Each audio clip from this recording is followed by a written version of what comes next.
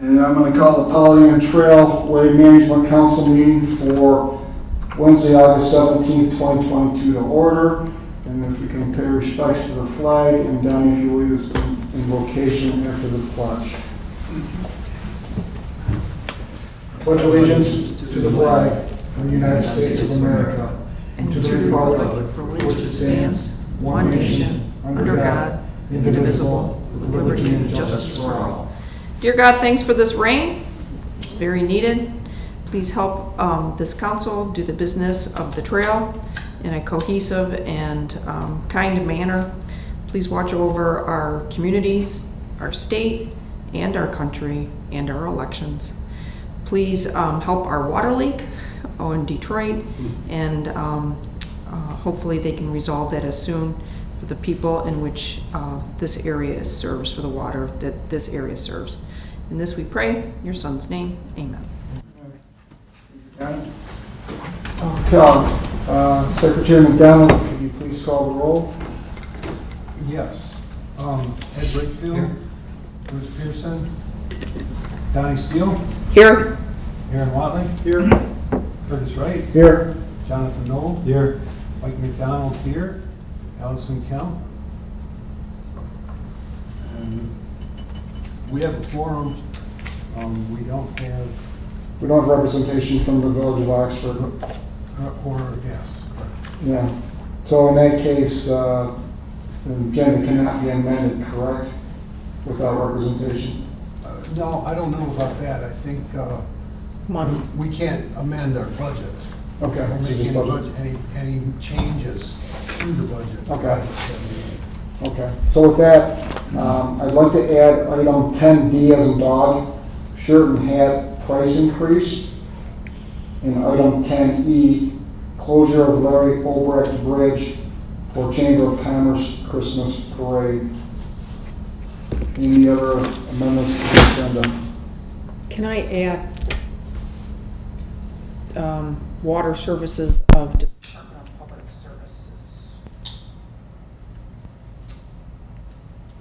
Backflow prevention. F. Backflow. Okay, item 10F would be water services backflow prevention. Yep. Okay.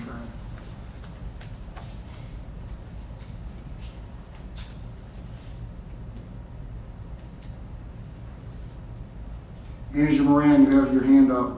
I was just offered today to go to the Health Expo for the Chamber, the Oxford Chamber. They've given us a deal. We can split the table with the police, the Oxford Police, for $45, and I just want to get the authorization to go to that. That's September 22nd. September 22nd. So you want an authorization a month ahead of time. Right. Authorization for trailer manager to, authorization to actually split the cost with the police department for a table at the Health Expo Health Expo. at Waterstone, the country club there.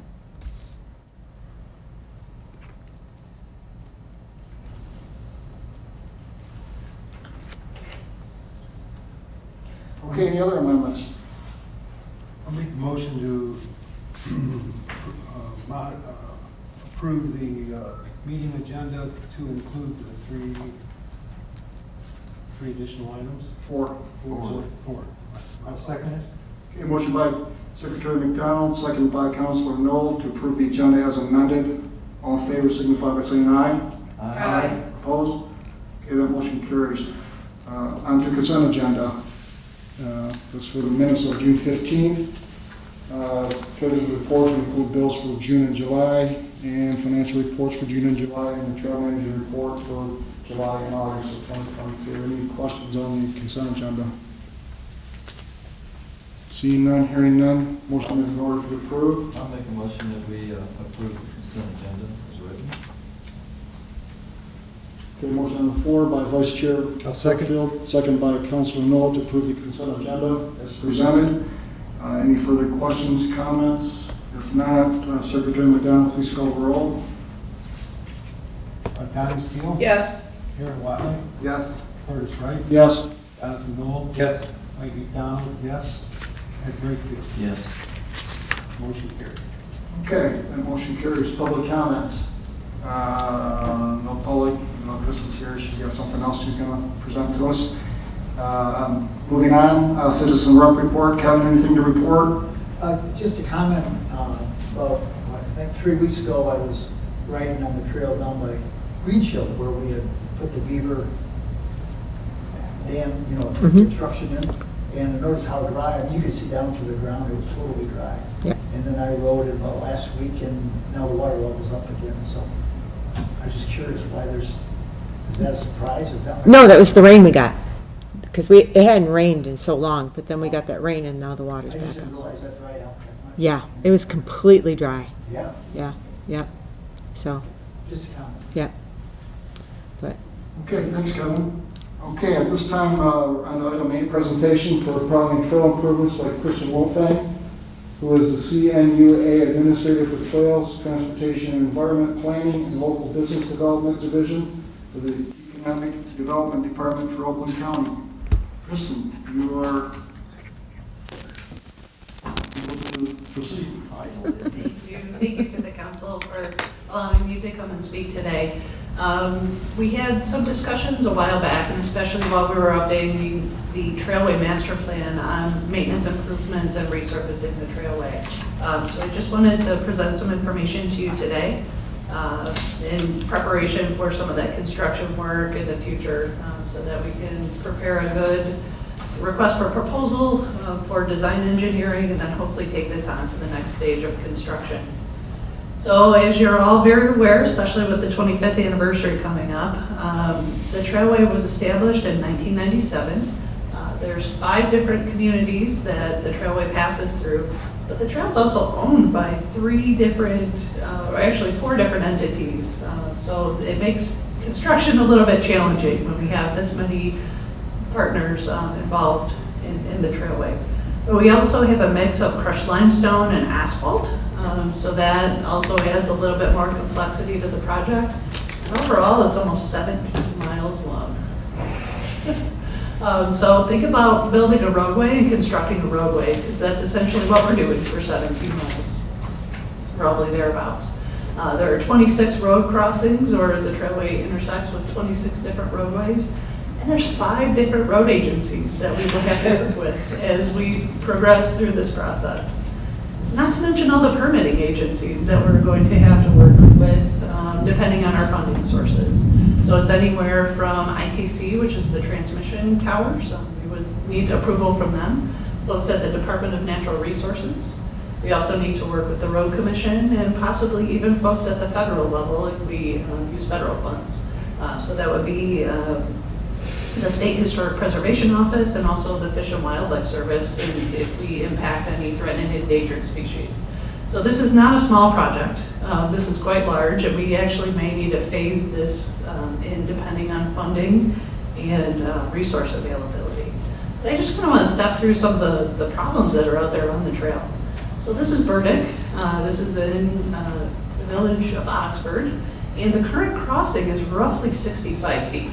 So you can see in the upper left-hand corner, the dashed line. It follows the alignment of the old railroad. We don't typically do that anymore. We like to bring the road crossings to a 90-degree angle, so it's a shorter crossing distance. So if we do that, if we can realign some of the pathway, we can actually bring it down to about 25 feet. And that really does help out our trail users, because they're exposed to the roadway for less amount of time at shorter distances. There is a very large utility pole with many utilities on it, so we will need to account for that. But I think this is probably possible and doable, because it really will help with traffic flow, and again, just minimize the amount of time trail users are in the roadway. The other issue, this is out on Scripps Road, just up here, not too far from where we are. But typically, with current standards, we like to have a 20-foot paved approach. So that really helps out with our cyclists, so they have a firm and stable surface to stop on. Right now, those the pads that are out there that have the ADA detectable warning strips, those are only about 4 feet wide. So it really isn't up to current standards. So we would like to bring all of our current roadways up to state and federal standards. You'll also notice we have 2 of the wooden bollards that are out there. A lot of trailways are actually going towards removing bollards and even redesigning some of their roadway intersections. So it almost has like a median island, like a splitter island, so that it appears to be visually narrower, but folks can still, ride horses, ride bikes, and walk very easily through the roadways. But it really does discourage motorized vehicles without having the bollards. We've had a number of the cyclists actually clip handlebars over their pedals because there's really no reflector or brightly colored delineation for the bollards. This is up in Leonard, and you can see the trailway surface is actually almost a 2-track. So we would like to, again, maintain that 10-foot width and get it back to a good standard surface all the way across that 10 feet. We'd all like to have the grass kind of growing up through the surface. And again, it's just the age of the trail surface. Trailway surfaces don't last forever. Again, it's like a roadway.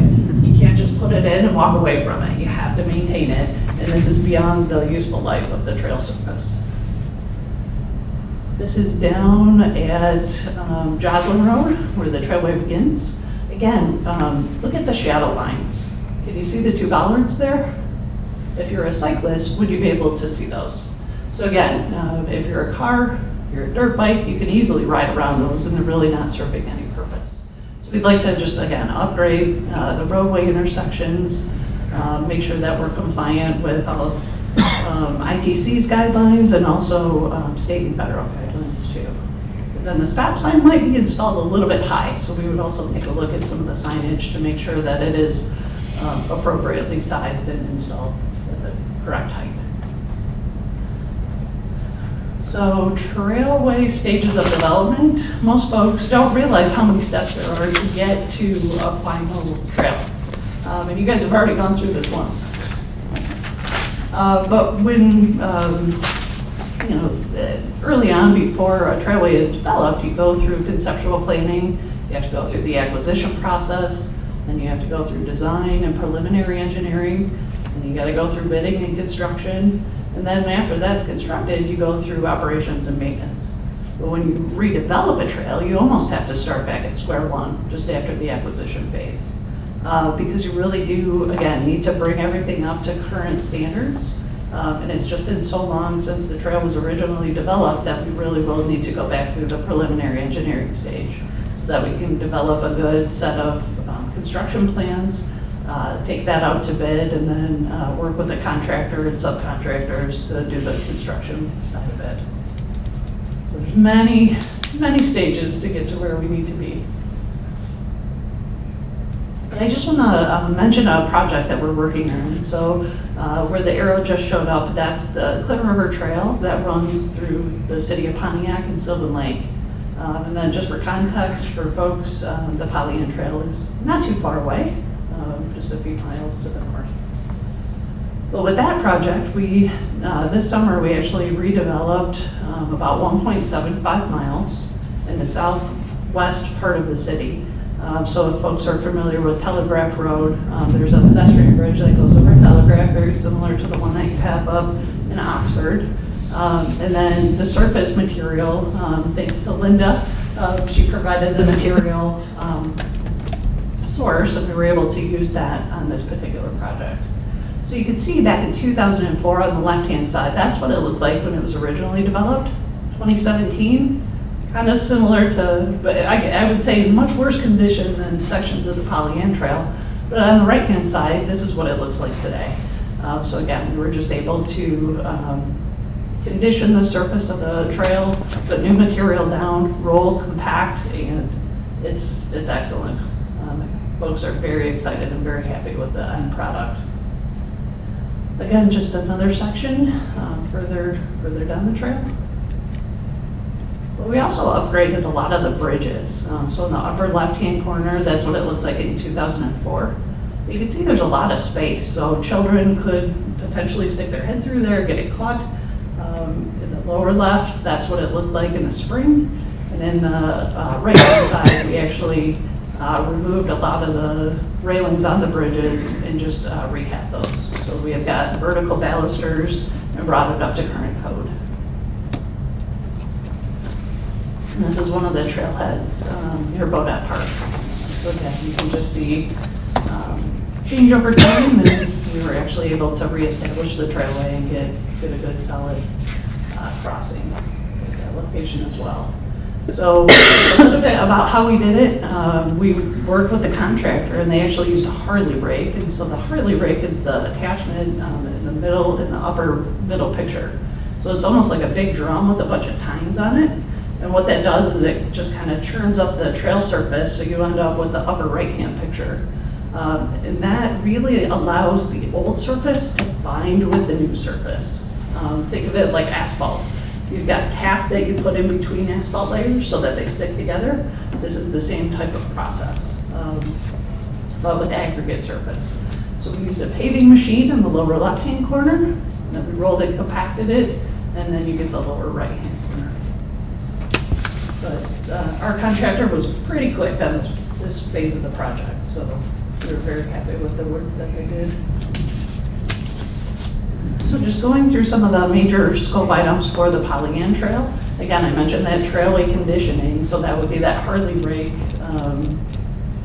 that we would use to remove any of the vegetation and also just prepare the surface for the new crushed limestone. For the asphalt surface, we would probably need to do like a mill and then overlay on that. We would also want to upgrade all of the road crossings to be ADA compliant. We also want to review a lot of our safety signage and warning signage to make sure that the roadway users know that there's an upcoming trail crossing, but also for trail users that they know that the same thing, there's a roadway coming up. We want to look at pavement markings, any tree removals, and then traffic control devices. So these would be like rectangular rapid flashing beacons, which you have several, or a hawk beacon, which is a pedestrian push button signal that actually stops traffic. And then culvert replacement. I know that is many of the culverts that are out there, some of them may be original to the railroad or not that far behind, so it'd be good to replace those at the time of reconstruction. So just a reminder, back in 2019, the Travel Council did put a request for proposals out. They received 3 proposals that ranged anywhere from almost 60,000 to about 114. So it was quite a range, but I think if we update that RFP and send it back out again, we would have a good idea for what the design engineering would be. And then these are just some of the typical cost estimates that are outside of the actual scope items that we would have in a cost estimate. So you can see there's a lot of extra stuff beyond just the surface material and prepping. But we have, our permits, we have any geotechnical, soil investigation work, surveying, many steps to get to where we need to be. And then also preliminary and construction engineering. Those are not typically covered by grants. So we may need to seek funding from alternative sources for those costs, because they can be in the hundreds of thousands of dollars depending on the overall cost of the project. But typically those are about 10% for preliminary engineering, and then construction engineering is typically 15%. I don't want to scare you with these numbers, I just want you to know that there's a lot of other considerations that need to be factored in. So I took a look at some of the possible funding sources, and I know with the American Rescue Plan, Addison, Orion, and Oxford have all been very generous in allocating some of those funds to the Trailway. So I put those in there. The Trailway Council is also eligible for Michigan Natural Resources Trust Fund. So that's through the Department of Natural Resources. The Transportation Alternatives Program is a federal funding source through the Michigan Department of Transportation and the Southeast Michigan Council of Governments. They both get allocations of that federal funding. But challenging part with that is you have to be an Act 51 agency. So cities and villages can apply, or the Road Commission would need to be the applicant. It can't be the Trailway Management Council. So you'll see that on the left-hand side, left-hand column. We also have some very generous private foundations that have established Trailway grants. So you'll see the Ralph Wilson Design and Access, and also the Ralph Wilson Maintenance Grant. In that Clinton River Trail project that I mentioned, they were very fortunate to get some of those maintenance grant dollars. So that's really helped out. The Recreational Trails Program is through the DNR. It's a partnership with the Department of Transportation. So again, those are federal funds. And then the county, through the Parks Millage, has started a Trailway grant as well. So you'll see both of those listed toward the bottom. And then we also have a number of private foundations that are very supportive of Trailway projects. So we can certainly look to them for possible funds. So I think just some of the next steps are really to finalize the project scope. You know, do we want to improve the entire 16.9 miles? Do we want to kind of section it off and do it in phases? We could also update the request for proposals for the preliminary engineering and issue that. And then we also need to do some public input. So we can do online survey work, we can do public workshops, very similar to what we did for the master plan. And then we would start that preliminary or design engineering phase. And then the grant applications would follow after that. So, I just wanted to show you, I did take a look at the calendar for some of those, the deadlines for the grant applications, and they're kind of scattered throughout the year. So we would really just kind of want to take a look at what the funding is eligible for, how soon you would have to use those funds, and then which grant cycle makes sense to apply for those funds. So I can certainly share that with you. I also started to do just some of the traffic analysis work for our roadway and trail intersections. And so we really like to look at the speed limits and the traffic volumes. And this chart, I know it's kind of hard to see, but I'd be happy to provide the source of this for you. But it depends on the number of lanes of the roadway, the speed limit, and then the traffic volumes as to what the different types of countermeasures that they would recommend for those roadway crossings. And so the ones that really jumped out at me were Joslyn Road at the very south end of the trail, Clarkston Road, and then luckily there's a bridge over M24, so that one kind of falls by the wayside.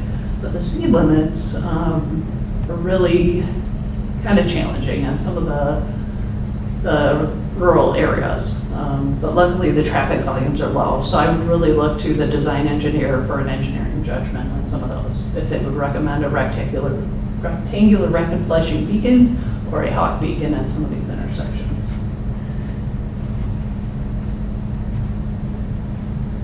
So with that, I would be happy to answer any questions, comments, concerns. Secretary McDonald. Thank you for coming, Kristen. It was a very comprehensive and well-planned presentation. And believe me, that's appreciated. I didn't see the bollards or islands on the, what was the name of the trail? The Great Lakes Trail? Well, the Clinton River Trail. Okay. Was that deliberate, that they did not do that? Or did you just not show them? So those were actually just recently installed, so I didn't have photos okay. to put in. But yes, they did decide to put in bollards at the locations where they know that they have problems with motorized vehicles that are unauthorized. So they're using bollards, not the island concept. Correct. Yep. So it's a removable bollard in the center with a padlock on it, and then fixed bollards on the outside. But they chose to use very bright colors on the bollards, and then reflective tape has also been added to those. Thank you.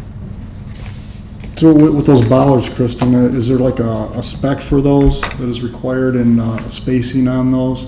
Yep. I can certainly provide that information to you, but yes, there are best practices for those.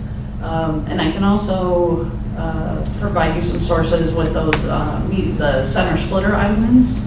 So essentially, like a fire truck could drive over those, or an emergency vehicle could just drive right over the center islands, because you don't want to plant or, anything solid in there. But I can certainly provide examples of both the bollards and the splitter islands. Yeah, do that, because we probably entertain putting some of those in, some of our troubled areas that we get on And there. certainly, I think one of the unique qualities about the Pollyant Trail is just the equestrian usage. So we want to be mindful of some of the challenges and the heights that are needed for our equestrian users as well. So I think during the public input phase, we would certainly ask a series of questions: what amenities or changes would the equestrians like to see on the trail as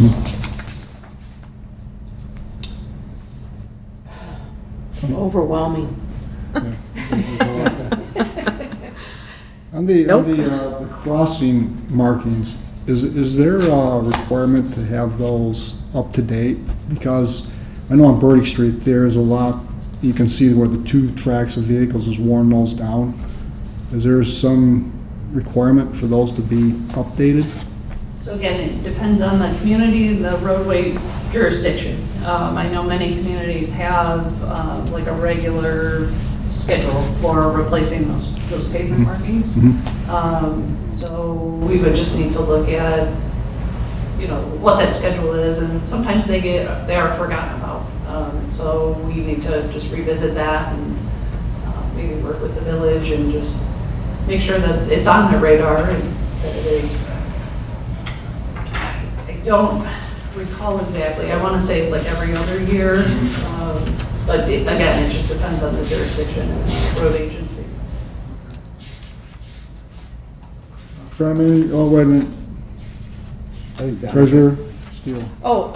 Would your recommendation be, of course, to go back to do the design? Would you do that? I guess you would do it in conjunction. You go back for a new RFP for the design engineering, and then maybe apply for that first grant that was available in December that pays for some of that engineering. What would you recommend the first step to be? Yeah. Again, that piece is often not covered by a lot of grants. So I think it would be good to work with you may even want to do like a design build type RFP where you have the same consultant do the preliminary engineering and the construction engineering, because sometimes you can get a better price overall because they can do a lot of the testing during construction as well. So just knowing that December may be the deadline for those design and access funds, it might make sense to hold off, really update the RFP, do some of your public input, apply for that design and access grant, and then use those funds to pay for preliminary engineering. And do you think that the reason why that the numbers were so far off is because we might not have had RFP that was conducive to give like apples to apples? I think if we were to I want to say like tighten up the RFP a little bit more, but just really kind of specify the scope of the project and really what we're looking for, because a lot of the specifications we could probably just use from the Clinton River Trail. So the engineer, just need to be able to use that specification document and save some time and money in putting that together, because that does take a lot of time. But just really, like the roadway intersections, that's where they're going to spend a lot of time on the survey work. So I think if we were to just refine the RFP a little bit more and get those scope items tightened up, I think that would give us a better overall price. Anything else? Councilman Noel? You threw a lot of numbers up there. 2018, 2019, it was $218,000. So 2019, the council put out the RFP. So this is the wide range that I think you're talking about, anywhere between 59,000 and 114,000.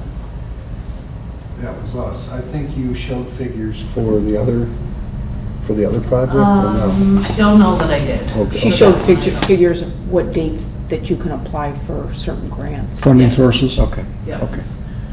Yeah, so a lot of the grant applications have an upper limit that you can apply for. besides the different cities, townships, villages involved with this, we have a trail that has different surfaces, different types of intersections, and different types of usage altogether. How would you go about tackling this? Yep. So for the surface, I would say consistency across the board. Wherever you can be consistent on your road intersection design work, do that, because it's going to make us more of a seamless experience for trail users, regardless if you're on a horse, if you're walking, if you're pushing a stroller, if you're in a wheelchair. Standardize everything as much as possible. I would say the surface material, the product that Linda has been able to find, I mean, that holds up really well once it's compacted and been able to settle in place. So I would say for your crushed limestone and crushed aggregate, use a single source. And then same thing with your asphalt, just like a mill and overlay. Then the intersections, each one's unique, you pointed those out. Would you tackle those as a unique project for each one, or would you lump those all together? So on the Clinton River Trail project, we had 5 intersections. Some of them were neighborhood streets, some of them were 4-lane major arterials. And so, again, you want that 20-foot paved surface on the trailway. You want the detectable warning strips for ADA purposes. You want standard crosswalk markings, and then if they're warranted, the push-button traffic control devices as well. So your signage, everything should really be standardized. One last question. We have put a lot of signs up on the trail, Linda. Do you see a conflict with what today's requirements would be and our wayward signs on our? No. Wayfinding? Yeah, the wayfinding signs. The informational type signage. The informational type signage should not be a problem. I mean, it's well with outside of the 14-foot clear zone that we need for the trailway. So we would have 2 feet clear zones and then 10-foot halfway. Your informational signage is fine. It's the regulatory and the caution signs that we really need to make sure are installed correctly in the right size. Now, this Hold on. stop, Maybe this question is better addressed to Linda, but you looked at the Seymour Lake crossing in the village of Oxford and saw a lot of room for improvement there. But it's going to be complicated because of the utility, et cetera. Is there anywhere else in our system where we need to make comparable, or not comparable, but changes that would be more conducive for safety? So I guess I would say that's all part of the preliminary design work. The consultant would send their survey crew out there, really get the topography and ground shots that they need. But you want to make sure that you have good sight distance. Whenever possible, bring it to a 90-degree angle crossing. That was in the Clinton River Trail. We had the same thing. We had a diagonal crossing that followed the old railroad alignment, and it was terrible. Now it's 90 degrees. It shortened the crossing distance, and again, it's just standardizing each one of those intersections as much as possible. Treasurer Steele. Your Clinton River project, did you have one engineer do the design and then design build? Did you have one set of? We had 2 separate, so we had a different design engineer than the construction engineer. And it's, you could do it either way, but there's pros and cons to having one and pros and cons to having, 2 separate. Okay. Trail Manager Moran. I just wanted to go back to the crossing at Burdick Street. It is on their list of things to do, to redo those stripings. They just haven't done it yet. I have talked to them about it. It is on their list of things to do. The road crossing. Christian, just on the Clinton River Trail, how long of an increase or distance was that? What'd It you was say? 1.75 miles, 5 road crossings, 2 bridges. It's nothing. That's nothing. And then what was the cost to do that project? Yes. I don't have final numbers right now. We're still in the construction phase, but I want to say it's on the order, I would say if I had to ballpark it between 700 and 750,000, but that includes your preliminary and your construction engineering as well. Times 17. And the timeframe for design to completion was how long? We began design, I believe, in 2019. That took about a year. And then just with COVID, we had a number of setbacks and delays. So I would say your design engineering takes about a year. And then construction on this could be one season, it could be 2 Yeah. seasons. I mean, it's a long section of trail, so. Was there matching funds for this? Yes, yep. So we use a lot of the private foundation funding. And then the 2 cities actually provided some funds as well. Councilman Knoll? The Clinton River Trail, there's things that were evident. People could walk down and say, this, and change. How many were the little hidden gems? We have some of those on our trail that might not meet today's standards. So can you shed some light on that? Again, I would say the culverts are probably the biggest surprises that the Pollyant Trail will face. And if you could replace The those. physical culverts, the Yeah. steel ones underground. What about some of the washout areas that we've encountered? Well, except for one that's ongoing right now, we don't have a lot of washout areas right now. What I'm concerned about is that, say 4 or 5 years ago, we had a washout. We Right. went and repaired it, it's fine.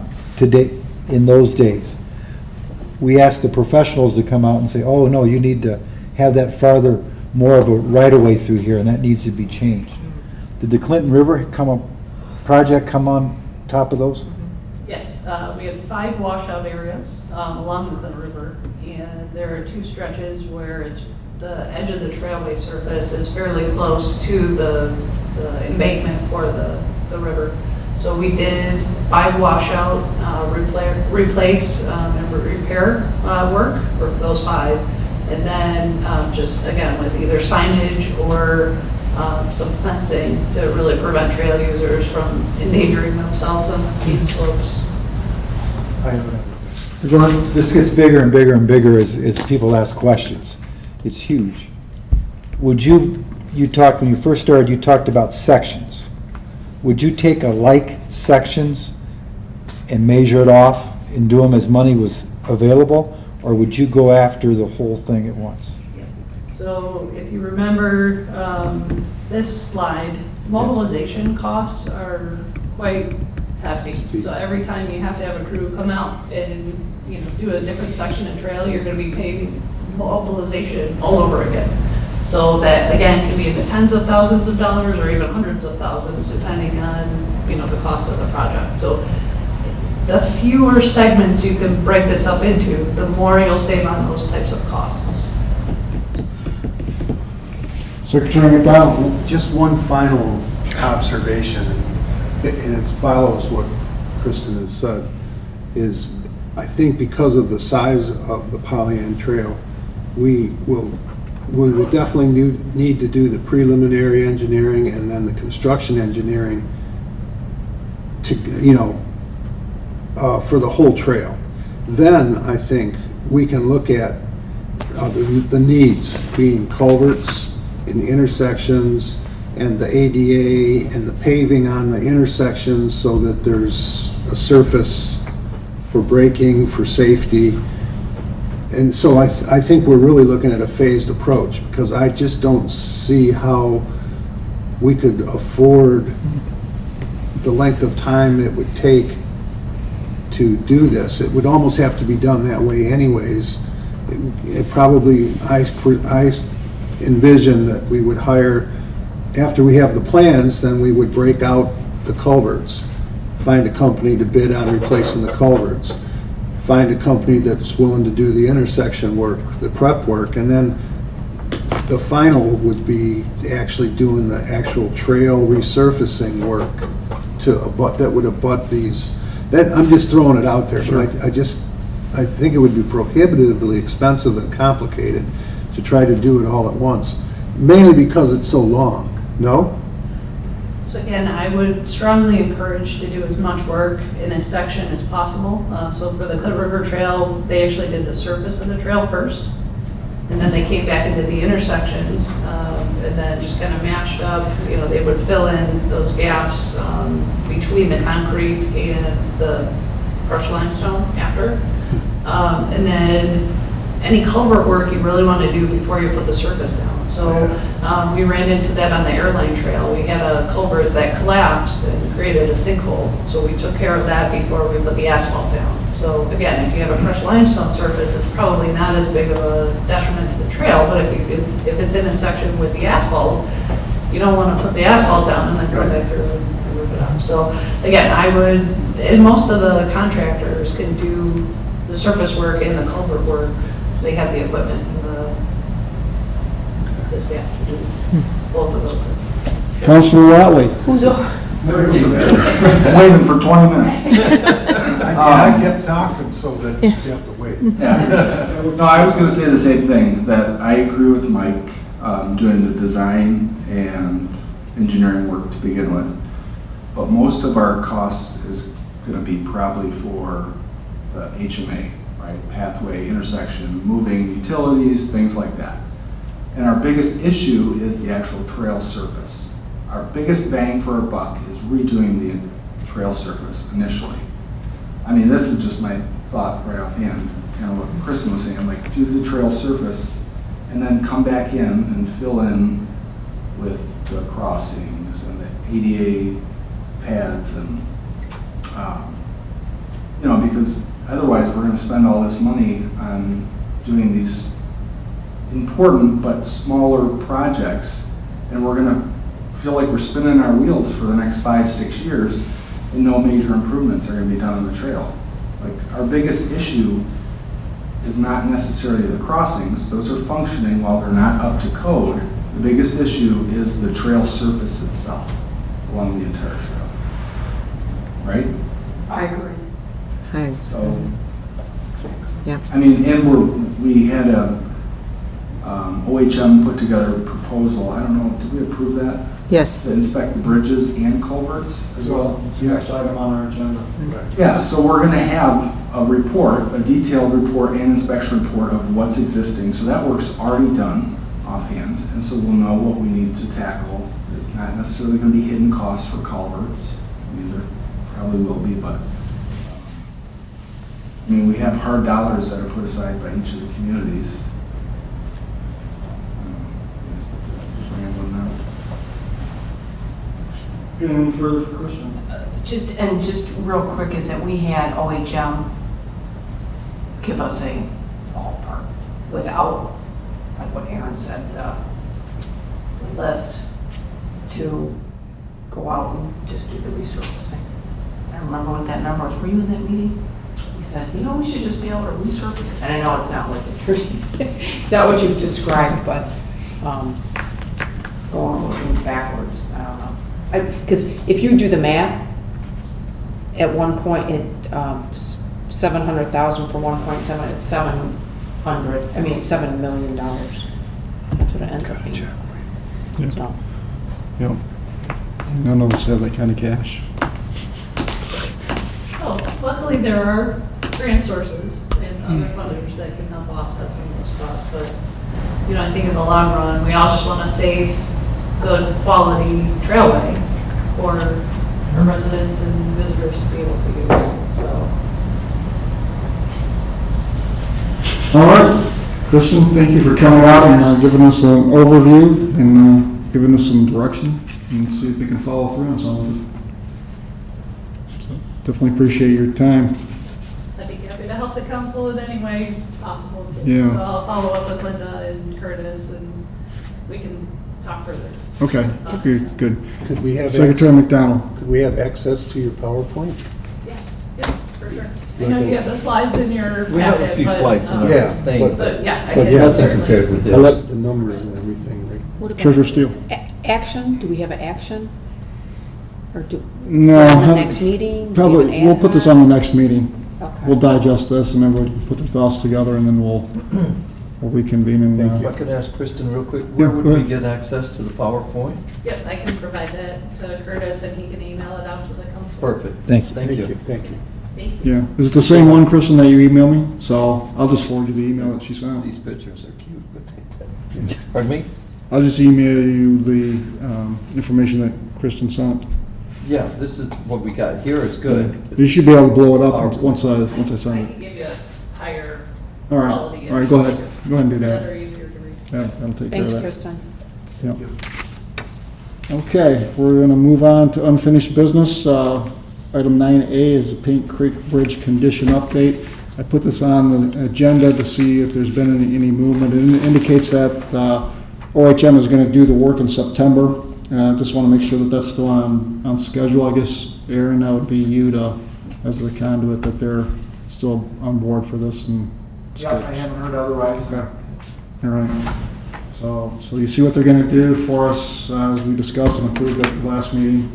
Visual field inspections, for the 2 bridges and then the culverts as well. 5 culverts, as a matter of fact. Treasure Steel. Did we omit the fact that they were gonna give us a weight-bearing number? We omitted that from the scope. Okay, thank you. So, I don't think there's anything else to talk about on that issue, that, other than it's on schedule. And we'll probably wait till, what would you think, November, to see what the results are, Aaron? It says by the end of November, so I figured the December meeting we'll have some sort of a feedback from them. Yeah, they're usually pretty quick, 2 to 3 weeks after inspection. Okay, moving on our agenda. Next item is the protocol for structure placement on the Pollyant Trail. In your packet is a revised protocol structure on that. I did have a couple questions on mine, and I'll open it up to the floor first, though. Anything anybody has to talk about on these policies? Okay. Not seeing anything. Just looking at the table of contents, when I looked at this, I was a little bit confused on items 3 and 4. So these policies are intended to provide guidance and understanding of the legitimate uses of the trail. From my understanding, we're looking at benches, picnic tables, and trash cans. Does that relate to the use of the trail? Well, I think where they're located, what they are, where their placement is all a function of. So that's it's not the actual uses of the people using the trail, but it's the, I don't want to say, it's an assist to the trail users. Mr. Chair, would it better, when I read this, I thought about, we're trying to standardize the hardware, the tables, the trash bins, and Correct. and the picnic tables. If we standardize those, then the where part of it comes to the board. Is that correct?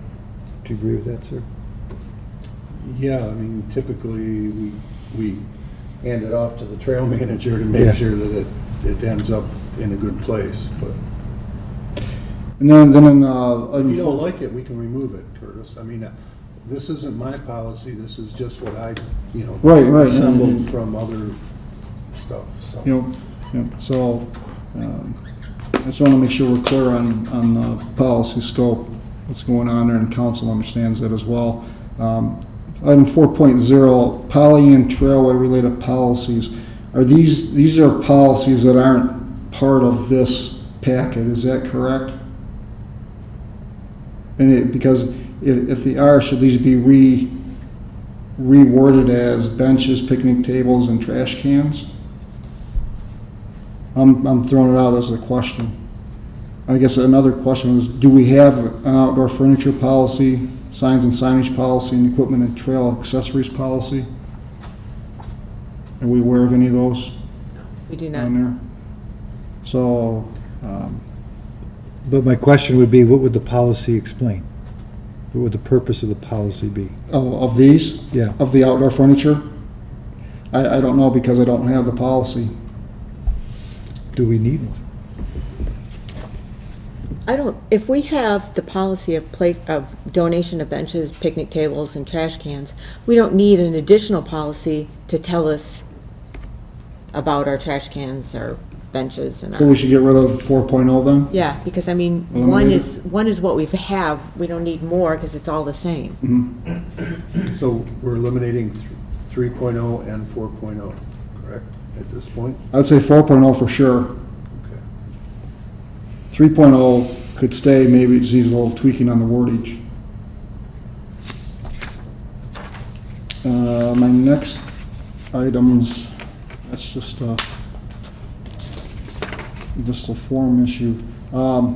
In the policies for the bench, the picnic table, and the trash can policy, items 11 and 12, I'm not aware that we've ever done those two items. Donors will be recognized with a letter of appreciation at a Pollyant Trailway Management Council meeting, and the donor will also receive a thank you letter that serves as a receipt for tax purposes. Linda's been doing I that. just do that, yeah. So you're taking care of that? I've always, yeah. Okay. In fact, I owe one to Donnie. No, you did one. You already did one? Okay, I couldn't remember. But I'm not aware of it being done at a council meeting. No, we have not done it at a council meeting. We did once with a Boy Scout. Well, you usually tell us when we Yeah. receive a donation. Right, I tell you. So we authorize, that particular donation for that purpose. But if that's a stumbling block, we can lose it. I mean, that's, If we're not doing it, then there's no sense in putting it into the document. If we want it in the document, then we need to follow through with it. That's my opinion. And I just do a nice little thank you letter. I mean, I thank them the whole entire process, and then once it's installed, I do invite them out, and then we do a thank you letter, or a thank you note. well, I think we should be doing it if we're not. Let's face it, the whole idea is to encourage people to support the trail. We should recognize literally any donation. How we do that is certainly at the discretion of the council. Okay. And then Linda, by default, has been taking care of the return, at least since I've been on the council and Linda's been here. That's been the practice, is checking.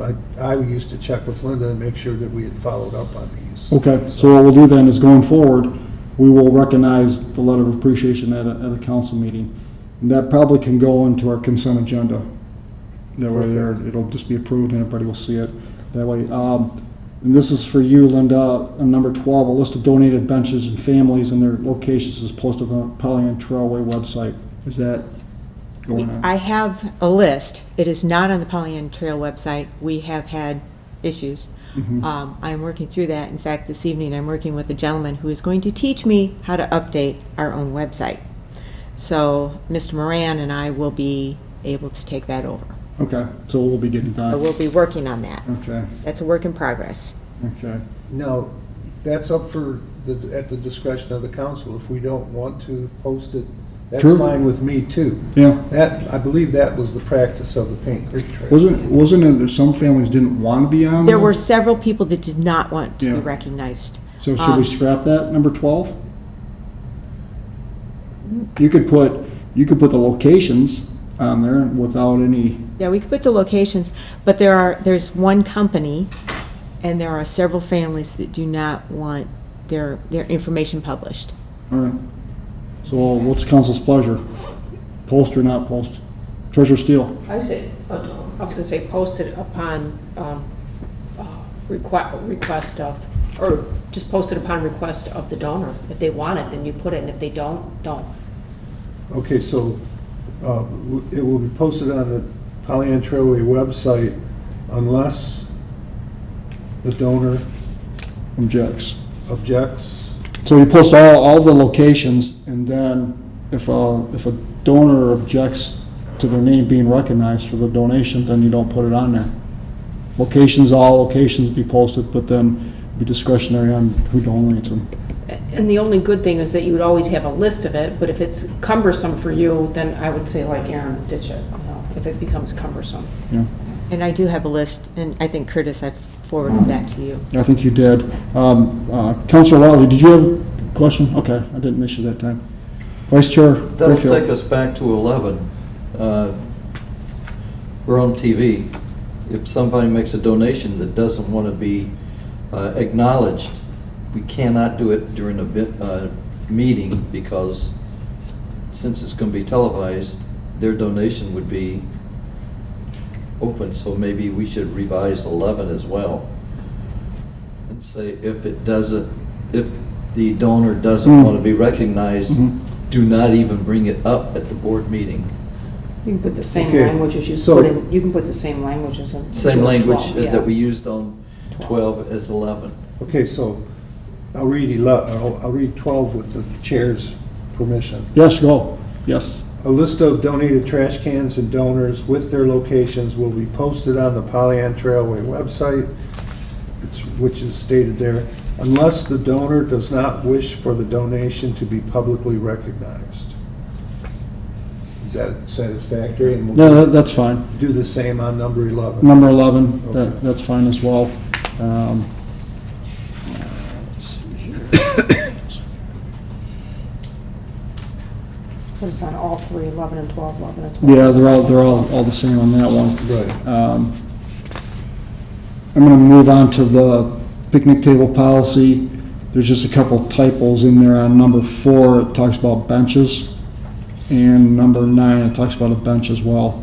So those need to be changed to picnic table.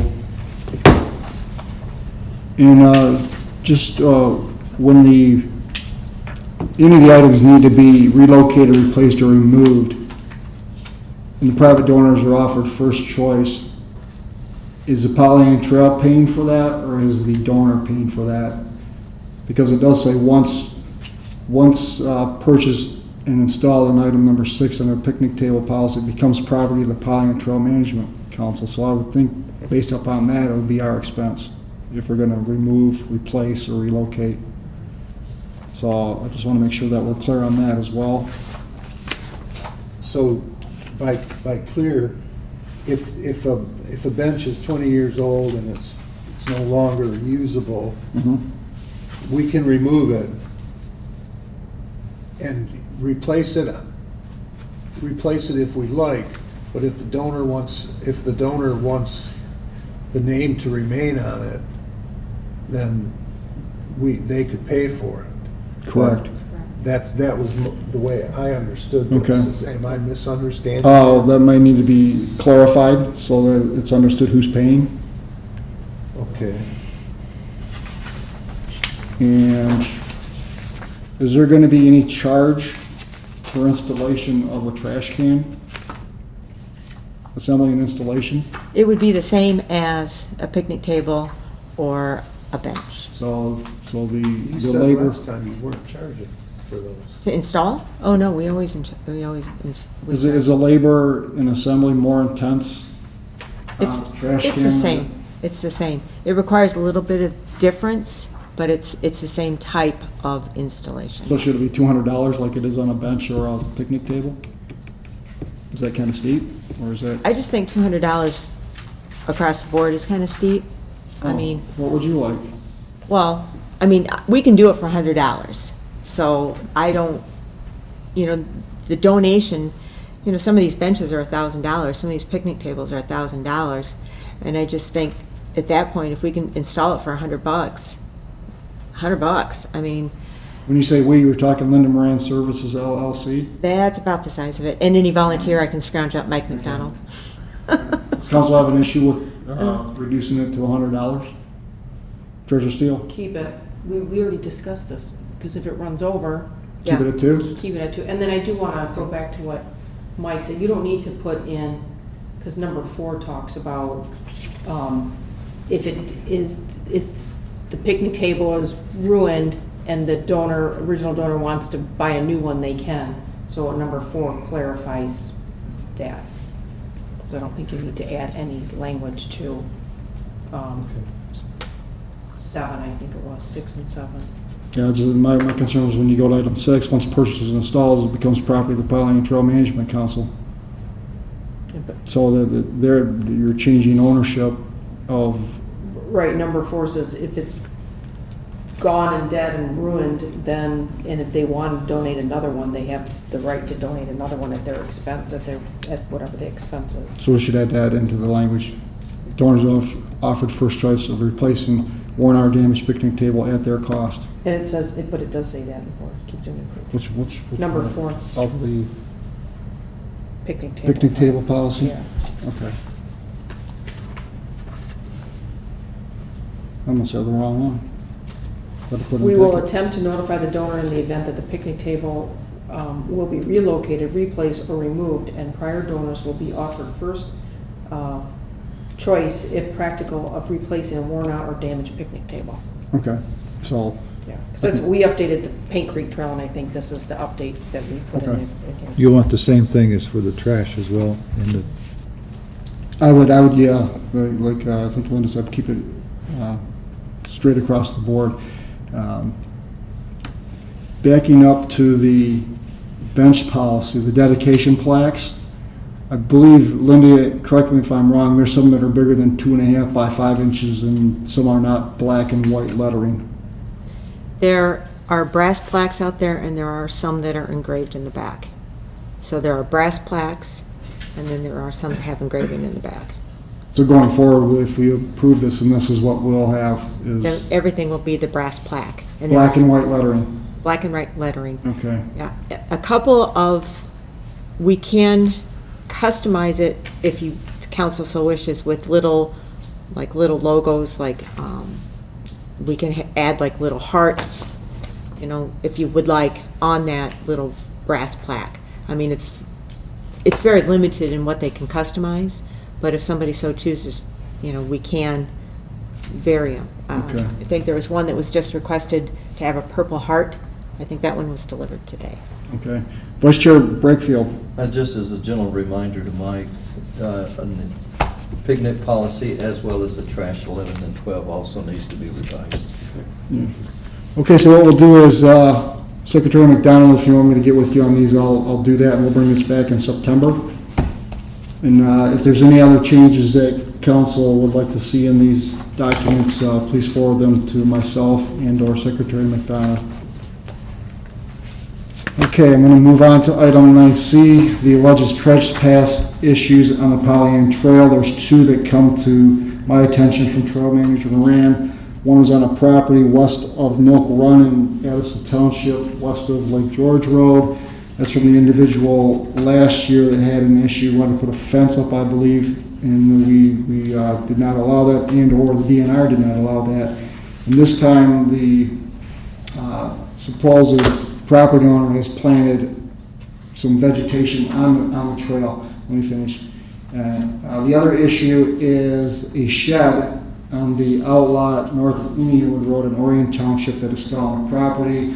Orion has expended hours and time with their ordinance enforcement employees to go out there and try to get the remedy. And from what I understand is neither one of these issues are resolved at this point. So Linda, pick it up, whatever you'd like to address the council. This week I was out at the one west of Milk Run. He has removed the arborvitaes and put them on his property. However, all the holes that he's dug to plant said arborvitaes, all the dirt has been dumped on the Pollyant Trail and will need to be removed in order for us to mow. So I don't know how intense you want to get with the move your stuff, don't dump on the trail, but it'll have to be smoothed out or removed in order for us to mow. He just dug the holes and dumped the dirt on the trail. But the arborvitaes have been moved and they are no longer on the Pollyant Trail property. The building or shed that was built in Orion, Kurt did send another letter, a secondary letter to him, I think within the last week, and I have not heard a response from that as of yet. Now with that, is that something that can be done by Orion Township and put a lien on the prior, put on the tax roll for the cost of the removal? Is that something that can be done? Yes. If code violations that we have to expense can be, provided that they're violations and they go through all the channels, can be expensed on their taxes, yes. Yeah, so this would be Orion Township taking the action, not Pollyant Trail, because it's Orion Township property, and Yeah, I'll follow up on, make sure that Kirk follows up on it. Yeah, Make yeah. sure it follows the ordinances that allows us to be able to, Mhm. if we remove it, to add it to the tax roll. They were legally under our jurisdiction to actually proceed. So, okay, we'll see how that works, and it might work out itself. Secretary McDonald? Oh, just a question, I guess, or a point, and that is, if somebody puts something on somebody else's property and then refuses to remove it,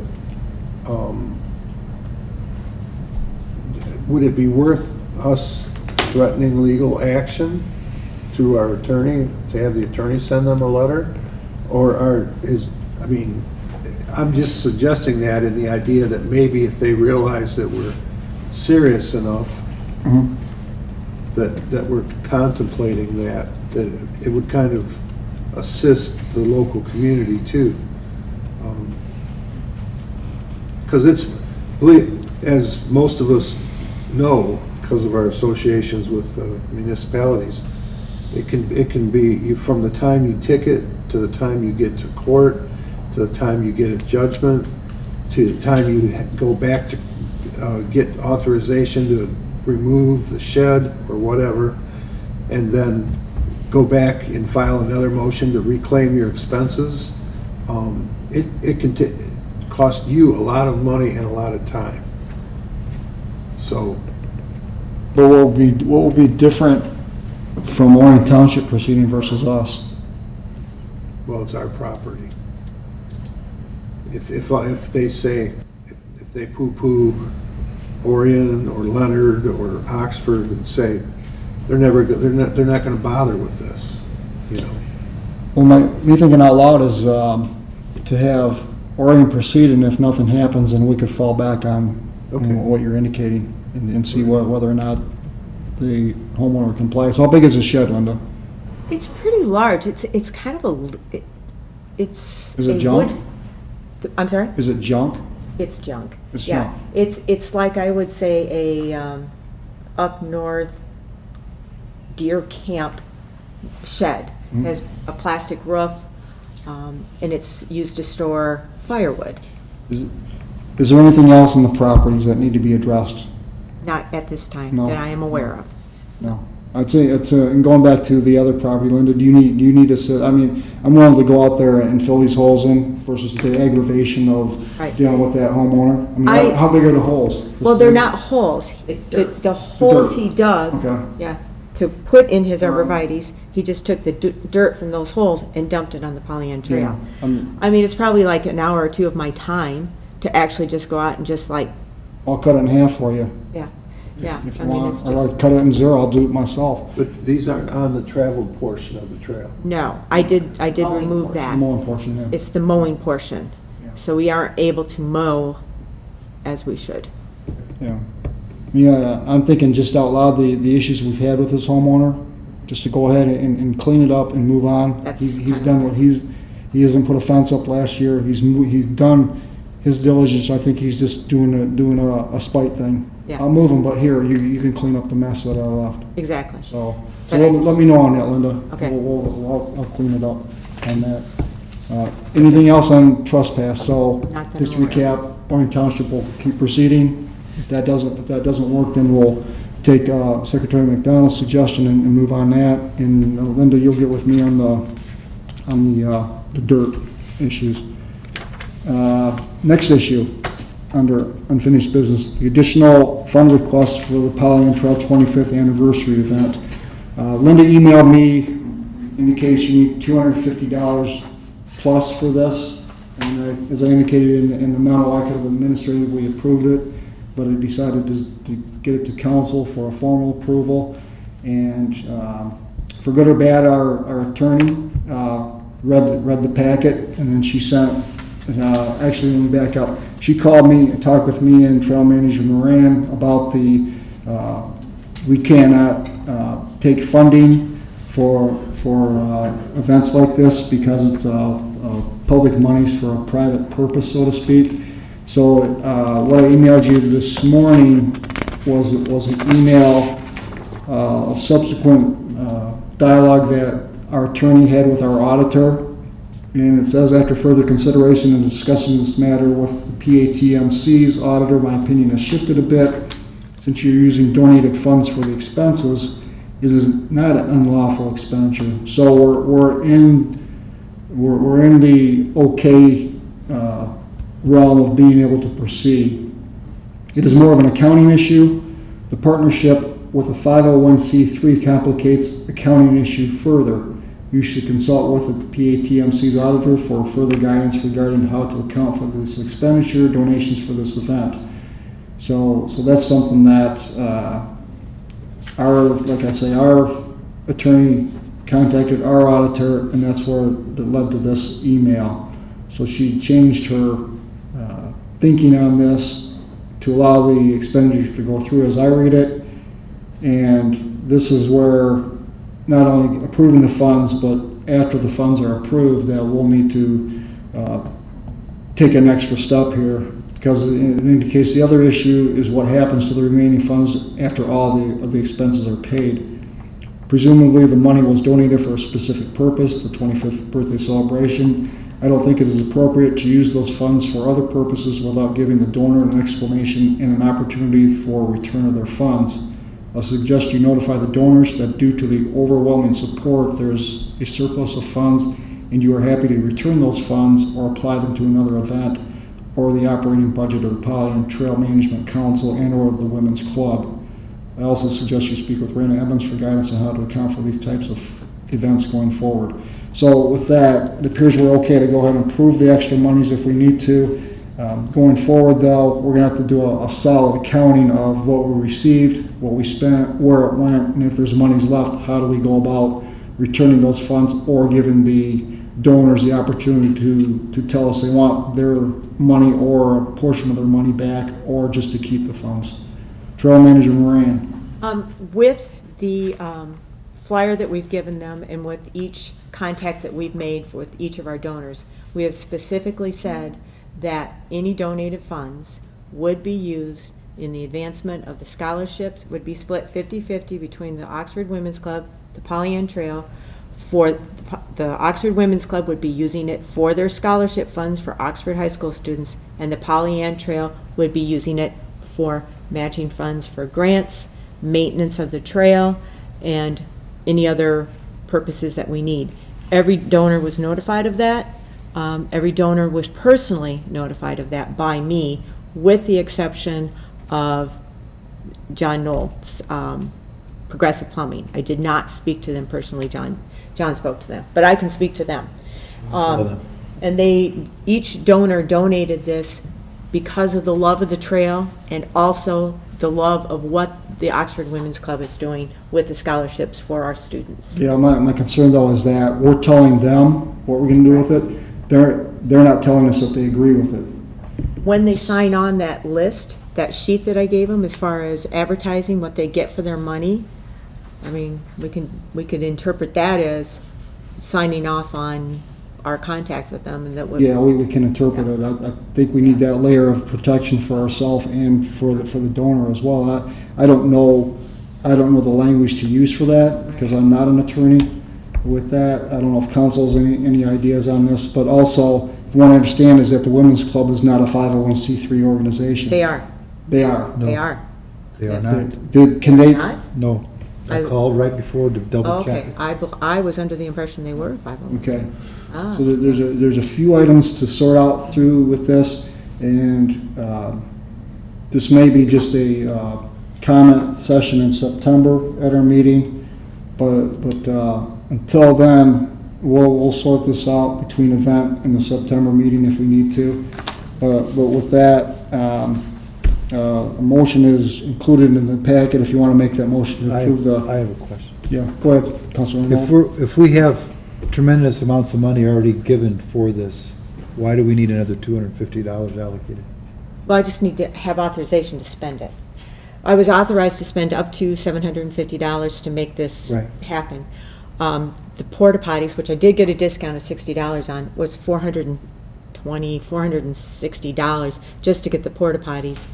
The advertising signs, the directional signs, the donor signs, boards that we're going to put up, I just got parking signs, and it was $200 and something. I still haven't put the donor boards up. It's gonna be probably another $265. So for my simple mind, there's a ledger that says Yes, $1,000 has come from the board, yes, and then there's the other monies that are out there. Will that be combined then? yes, For one grand total of monies brought in for the trail? correct. So we can go forward with what we're going to do with the 250 today, this motion, but then we need to iron out the balance of that money after the event is over. Correct. After the event, we have a line item in our, Joe Ferrari has set up a line item. All money for that 25th birthday party is going into that line item. Any expenses that I have occurred, cakes, porta potties, etc., I've told him specifically, this is for the 25th birthday party, so he's accounting for that money out of the money that has been donated, out of that line I'd item. like to make a motion. Yeah, I mean, one thing, is that all the money you need? Is that number okay? I would say probably if you gave me $400, I could make it work. I know, I'm telling you, stuff is so expensive this year, I can't. You should say 300. I think it- Good thing it's on there. You Yeah. can make that motion. Yeah. It's just, everything's so expensive. All right, Counselor Knowles, you have the floor for a motion if you'd like it. Well, I'm going to round it up. I move to approve an additional $500 towards the Pollyanna Trail 25th anniversary event scheduled for August 27th, 2020. This- 2022. Second, Okay, 2022. 2022. 2022. Yeah. Okay, motion by Counselor Knowles, second by Treasurer Steele to approve the additional funding for the Pollyanna Trail 25th anniversary in the amount of $500. Any further questions, comments? Trail Manager Moran. Hey, today I just got confirmation that we are going to have an ice cream cart out there, and Linda S. Moran Services LLC will be providing free ice cream for all the kiddies. So we got an ice cream cart. Yes. The big kitties too, right? Yeah, and then the kiddies by me, because we're going to have 3 sheet cakes. So, And the kids got snookered. yeah. Okay. No, it didn't cost Secretary nothing. McDonald, can you It didn't call the cost roll, please? Yes. Aaron Watley, Yes. Curtis Wright, Yes. Jonathan Knoll, Yes. Mike McDonald, yes. Ed Brakefield. Yes.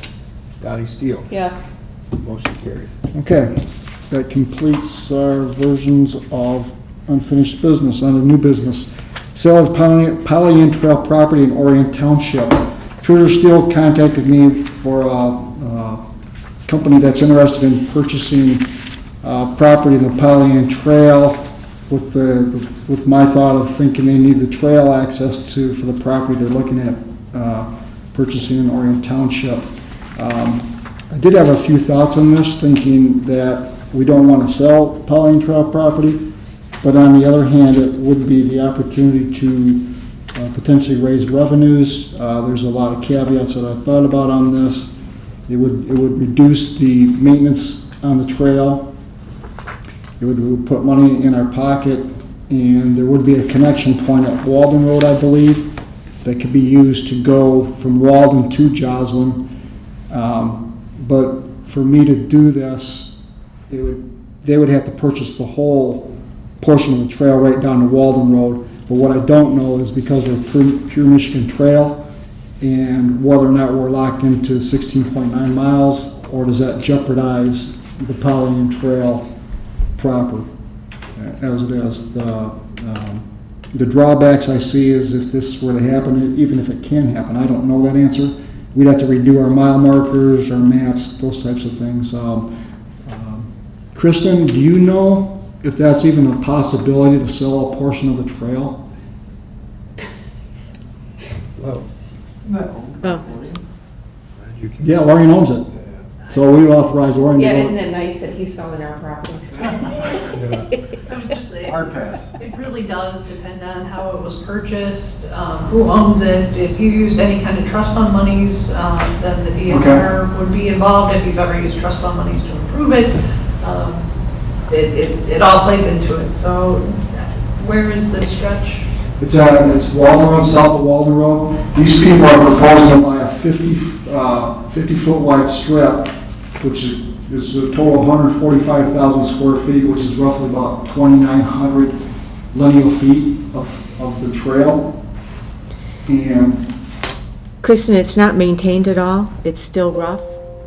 And it would knock us out of being able to link up to the Lake to Lakes Trail. where's the Lake to Lakes Trail at? Just south of there, about 2 miles. No, well, you would take the Walden Road to the safety path in Orion Township, to the light on Joslin, and head south. Yeah. It's already in place. With that, Secretary McDonald. I'd like to make a motion to recommend to Orion Township and the interest of the Pollyant Trail Council that the property be retained for future expansion and connection needs in the future. I'll second. You don't like my idea. I'll buy anything, but don't sell anything. Yeah, that's right. That's my rule. Buy everything, sell nothing. Sell nothing. No disrespect, Bruce. Well, I had a You thought have on just the gone tape. off on a tangent I'm on this thinking, one. this is a golden opportunity for Orion Township and the Pollyant Trail. A double win. You get a development and you get money in your pocket. I think they heard it. And just so you know, the guy never called me back. No, I called him a couple times.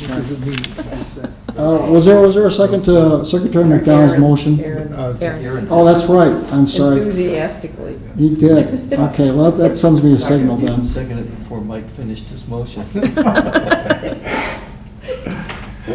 All right, I'm not gonna repeat the motion because I have to replay my tape. But anyway, all in favor signify by saying aye. Aye. Those opposed? Okay, that motion carries.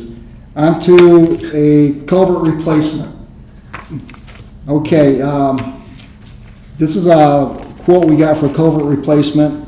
The total between the materials, which isn't on the description, which Linda was going to provide, and the mobilization come up to $9,500 as I saw this. But I think backing up to the OHM analysis that's due in November, it might be best to wait on this, even though this quote might expire, because there might be something that we don't know about after that survey of these culverts on this. So I would prefer to not do anything on this agenda item until we get a report back from OHM. Does that sound good to council to move it forward? Yes. General Manager Moran? We're gonna have to do something to secure that area. It is the trail surface area, berm area, is degrading heavily. It's going to become dangerous. We're going to have to do something to stabilize that. It's not safe. It's getting worse. What is something? We can dump a load of gravel in there to stabilize it until that culvert is done. There's nothing that can be done. It has to be replaced. We can dump a load of gravel in there to stabilize it, and then once we decide to replace the culvert or something, that gravel will have to be dug back out to replace the culvert. How much gravel are we talking? A train load? I'm thinking a train load. That whole section right there. I know, that whole section along the swamp with the muskrats and everything, it's Do you need a bad. permit for that? Councilor Watley? Not answering that question. Is this the gentleman we met out there? Yes, Okay. Mike. Yeah. Did we reach out to Superior Excavating? We did. I called multiple times. Months later, Frank did call me. I told him what we needed. I told him we needed a price. He has not returned any additional calls, and he has not given me a price. But I did have a conversation with him about 7 weeks ago.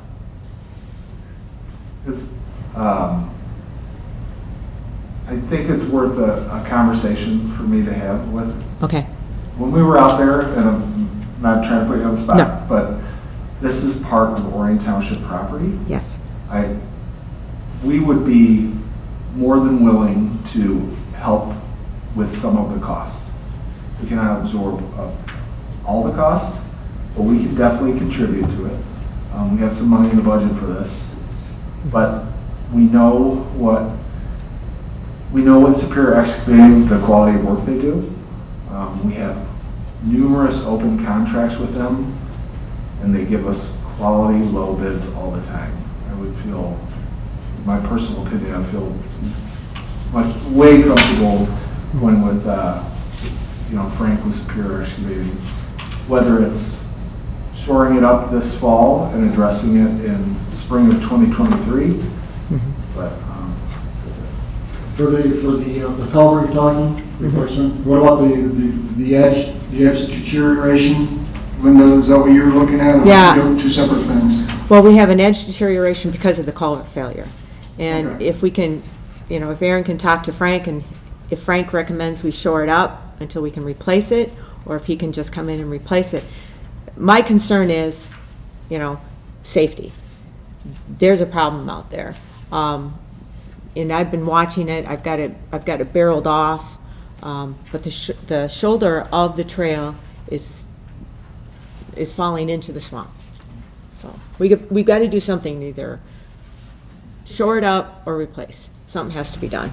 2 quick questions. One, how much was the other one that we replaced? And About these $9,500. These two prices, was that 4 and 4? Why'd they separate it like that? Well, one had additional equipment on there, adding more material further down where the muskrats have kind of caused a problem. And that is just labor. I would have to bring to, at additional cost, the culvert, because I have a source for the culvert at cost, and I would also have to bring in riprap to put in place. So it's $10,000, just like the last one we replaced. but 10,000. I would do more of the work on this one. Oh, I would do more of the work.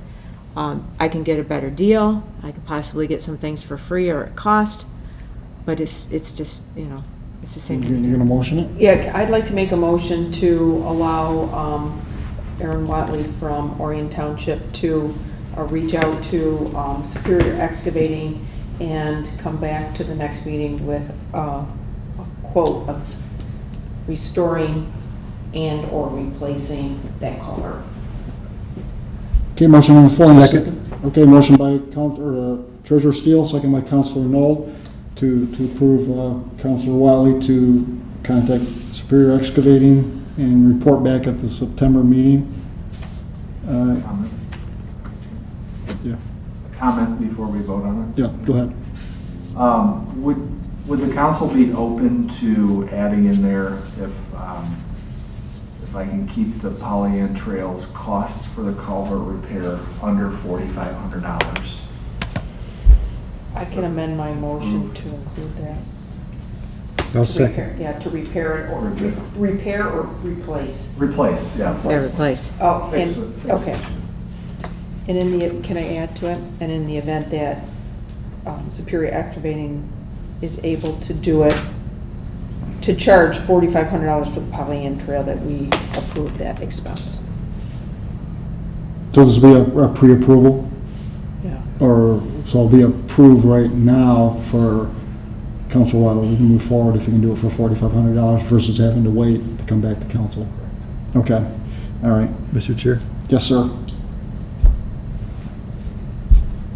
Oh, sorry about that. No, Sure. we're gonna need surface material. Once they're done replacing that, if they do move forward to replacing it, I do have probably enough for this project at Leonard that they could go and get. So we wouldn't have to have that cost, Aaron. So I do have surface material in Leonard. So, Okay, 2 motions on the floor. First motion is the amendment to repair and replace for $4,500 and authorize Councilor Wiley to proceed if he can get that price at that time. Any further comment on that? If not, we'll call the roll on that. Secretary McDonald? A quick question, that Superior Excavating is the name of the contact? Are we limiting it to only if Aaron can get Superior to do it for $4,500? In this motion, yes. Okay, In this motion, yes. I just want to make sure I had it correctly. Yep. Okay. Curtis Wright, Yes. Jonathan Knoll. Yes. Mike McDonald, yes. Ed Brakefield. Yes? Donnie Steele. Yes. Aaron Watley. Yes. Okay. Okay, Motion that carried. motion carries. Now the original motion to authorize Councilor Wiley to proceed to contact Superior Excavating for an estimated cost of the culvert repair or replacement. Any further comments to that motion? Questions? Okay, if not, we'll call the roll on that as well. Jonathan Knoll, Yes. Mike McDonald, yes. Ed Brakefield, Yes. Donnie Steele. Yes. Aaron Watley, Yes. Curtis Wright. Yes. Motion carried. Okay, the motion carries. Now, we didn't address the issue with the deteriorating edge of the trail. Can that survive for a month? We'll take care of it. Yeah, Okay, all right. it just, it I needs to, assumed it was all in one. yeah, I assumed it was all one too. All right. Okay, item 10C on the agenda is the 2023 budget. I put this together for a couple of reasons. I know it's a little bit early, but we're approving our budgets at Oxford Township. We want to see a budget, so it's a couple months earlier than usual. A couple items in there is that budget is proposed for $77,000. A couple highlights is I increased the contributions from municipalities from 50,000 to 75,000. I included that in the packet with that, and on that sheet you'll see what the increases are over the 2022 contributions, making up the $25,000 increase, with Orient Township contributing over 50% of those monies. The 2020 population was based upon the census in the Oakland County directory, 2022 directory. So if you have other numbers that might be off a little bit, but not by much. The mileage is 16.9, so check the mileage, especially for Orient Township, making sure that that's the amount of mileage that Orient Township has, because you own a significant portion on your own with that. So with those numbers, you'll see those numbers incorporated into the budget. Some of these things I didn't know where it's headed to, but you can see your professional services, for example. I doubled that amount for our attorneys for the most part of some of the situations we run into for 2022. We had a couple surveys done this year as well for professional services. You'll see the contracted services increased from 26,000 to 32,400 for 2023. The rest are pretty much in line, plus or minus of what was budgeted. So any further questions or comments on the budget? Treasurer Steele. Well, thank you for putting this together so soon. You're so diligent, but I don't know if there's enough in the budget between the web and the advertising and miscellaneous, but I think Linda's gonna need a new computer. We're gonna have to update that website, and then we're gonna have to get maybe a more compatible email. So I don't know if that's something we wanna put in there. Now's the time. All right. Because what I'll do is you'll adjust the expense numbers that you'd like to see in there, and then I'll increase the opening fund balance, just to balance the budget out. I would say probably $2,000 in the, Making it 7 for equipment and hardware. oh, I guess it would be like 1,000, yeah, that would be where you would put it. It's almost like 1,500 for equipment and hardware, and then 500 for web would be my, Okay, so 5,000 goes to 6,500 under equipment and hardware. And then the web, miscellaneous advertising web would go from 1,000 to 1,500. yeah, that would be, and I think Okay. she can get a computer for $1,500. Okay, and then we'll increase the opening fund balance from 1,700 to 3,700. And then the revenues and expense would balance at $79,000. Any other amendments council would like to see at this time? Okay, if not, motion's in order.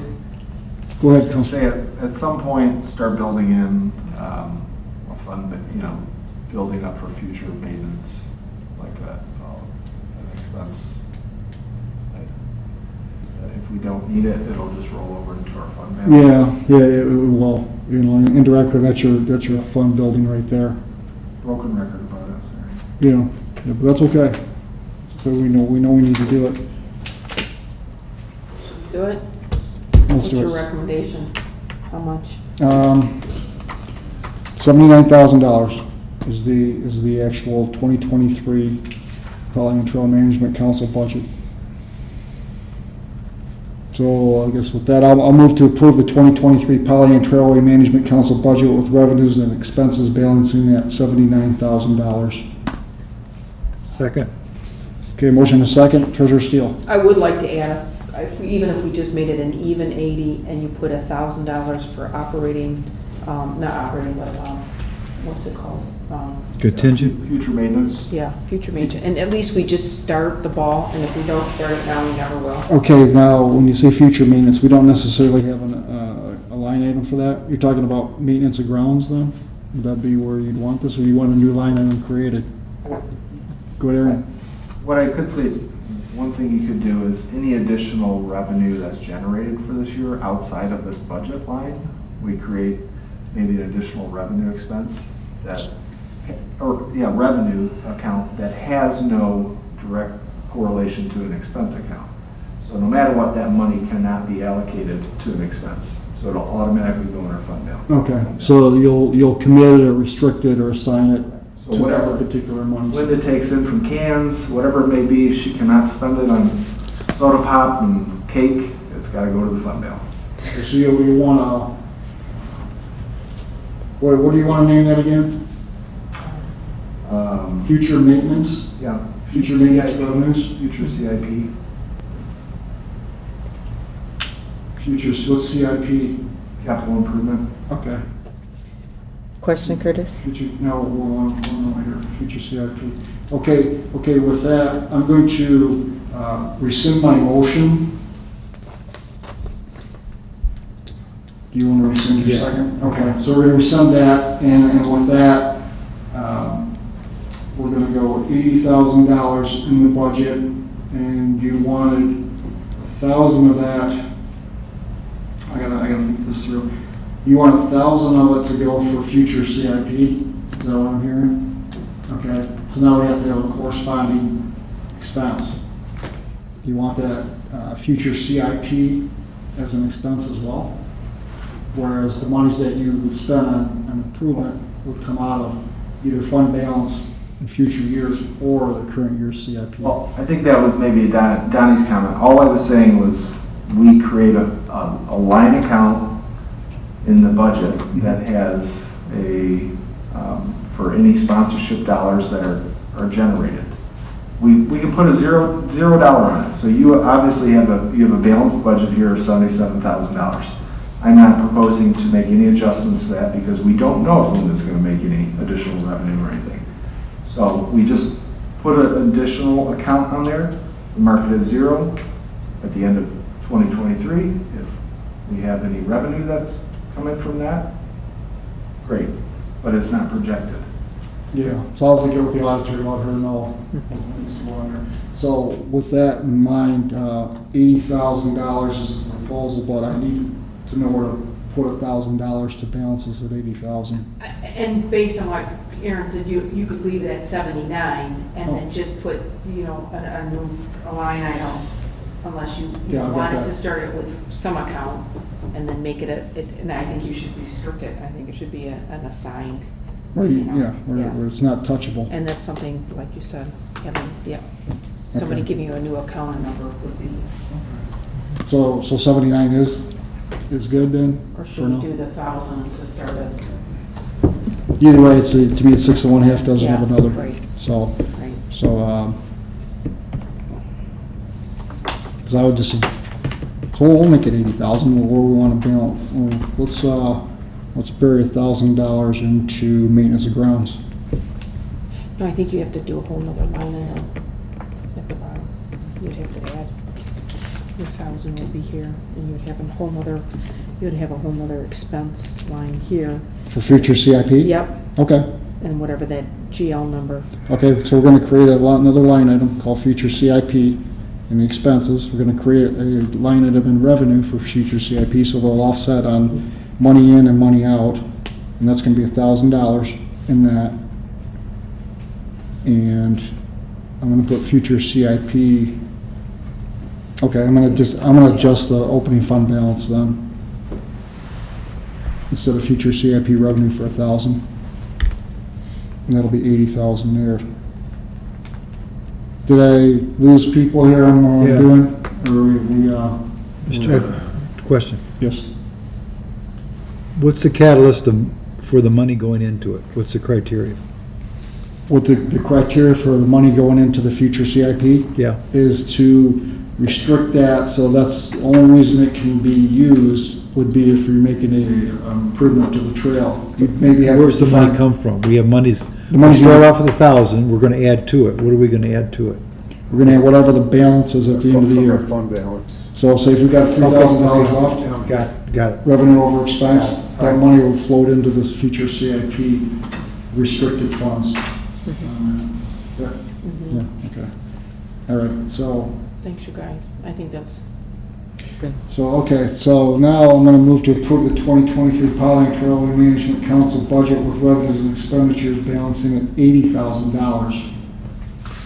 I'll second that. Okay, we got a motion by Chairman Wright, second by Councilman Knoll to approve revenues and expenses for the 2023 budget balancing at $80,000. Any further comments, questions, concerns? Okay, if not, Secretary McDonald, can you call the roll, please? Okay, on the motion to, I'm doing this more for my benefit first. That's On the fine. motion for the for the 2023 Pollyant Trail Council budget be set at $80,000 for revenues and expenditures balanced to be, and that's it, right? That was all you Yep, said? yep, balancing at $80,000. Okay. Mike McDonald, yes.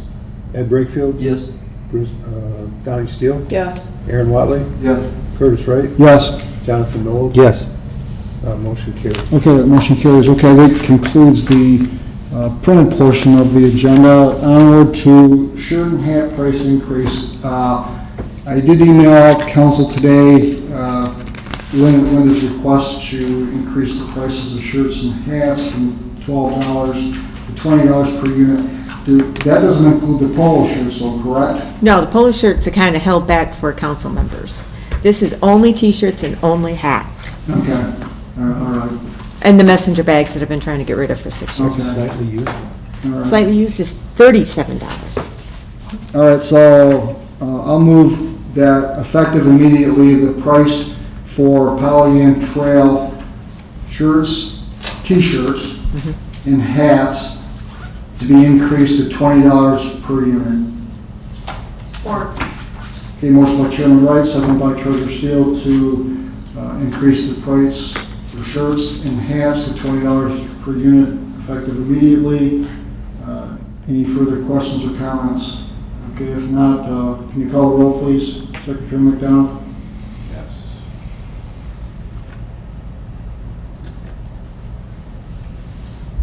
Ed Brakefield? Yes.